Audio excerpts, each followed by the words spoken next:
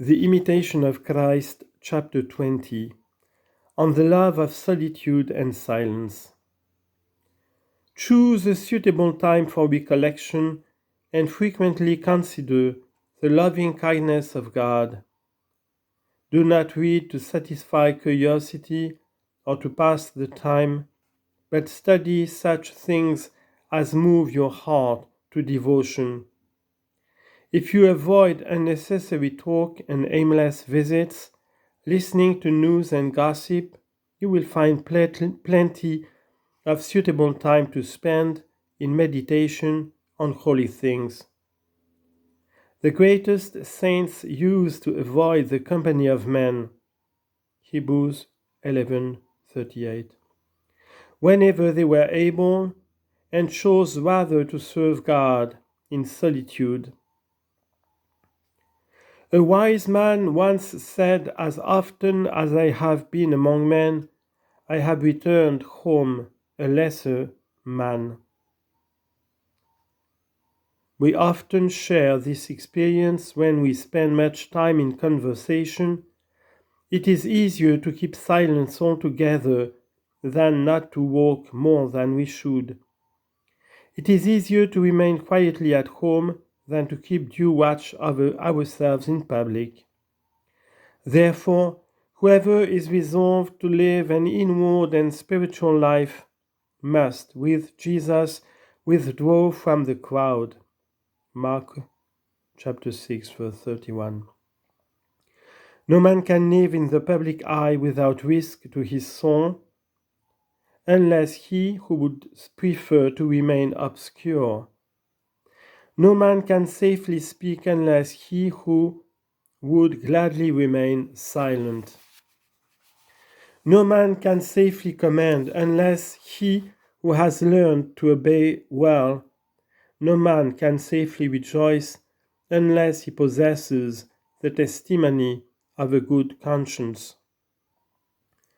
The security of the saints was grounded in the fear of God, nor were they less careful and humble because they were resplendent in great virtues and graces.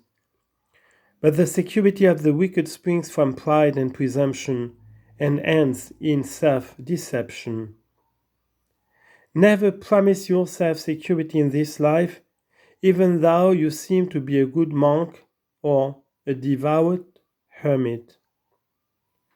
Those who stand highest in the esteem of men are most exposed to grievous peril, since they often have too great a confidence in themselves. It is therefore more profitable to many that they should not altogether escape temptations, but be often assailed lest they become too secure and exalted in their pride, or turn too readily to worldly consolations. How good a conscience would he keep if a man never sought after passing pleasures, nor became preoccupied with worldly affairs? If only a man could cast aside all useless anxiety and think only on divine and salutary things, how great would be his peace and tranquility. No one is worthy of heavenly comfort unless they have diligently exercised themselves in holy contrition. If you desire heartfelt contrition, enter into your room and shut out the clamor of the world, as it is written, commune with your own heart, and in your chamber, and be still. Proverbs chapter 4, verse 4, and Isaiah chapter 26, verse 20. Within your cell you will discover what you will only too often lose abroad. The cell that is dwelt in continually becomes a delight, and ill-kept it breeds weariness of spirit. If, in the beginning of your religious life, you have dwelt in it and kept it well, it will later become a dear friend and a welcome comfort. In silence and quietness, the devout soul makes progress and learns the hidden mysteries of the Scriptures. Ecclesiasticus chapter 39, verse 1 to 3. There she finds floods of tears in which she may nightly wash and be cleansed. Psalm 6, verse 6. For the further she withdraws from all the tumult of the world, the nearer she draws to her Maker. For God, with his holy angels, will draw near to him who withdraws himself from his friends and acquaintances. It is better to live in obscurity and to seek the salvation of his soul than to neglect this, even to work miracles. It is commendable in a religious, therefore, to go abroad, but seldom, to avoid being seen, and to have no desire to see men. Why do you long to see that which is not lawful for you to possess? The world itself passes away, and all the desires of it. 1 John chapter 2, verse 17. The desires of the senses call you to roam abroad, but when their hour is spent, what do you bring back but a burdened conscience and a distracted heart? A cheerful going out often brings a sad homecoming, and a merry evening brings a sorry morning. For every bodily pleasure brings joy at first, but at length it bites and destroys.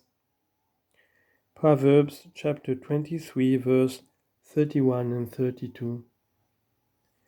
What can you see elsewhere that you can't see here? Ecclesiastes chapter 1, verse 10. Look at the sky, the earth, and all the elements, for of these all things are made. What can you see anywhere under the sun that can endure for long? You hope perhaps to find complete satisfaction, but this you will never do. Were you to see all things at present in existence spread out before your eyes, what would it be but an unprofitable vision? Ecclesiastes chapter 2, verse 11. Lift up your eyes to God on high. Psalm 121, verse 1. Isaiah chapter 40, verse 26. And beg forgiveness for your sin and neglectfulness. Leave empty matters to the empty-headed and give your attention to those things that God commands you. Shut your door upon you. Matthew 6:6, Isaiah 26:20. And call upon Jesus the Beloved. Remain with him in your cell, for you will not find so great a peace anywhere else. Had you never gone out and listened to idle talk, you would the better have remained perfectly at peace. But if it pleases you to hear the news of the world, you must always suffer disquiet of heart as a result.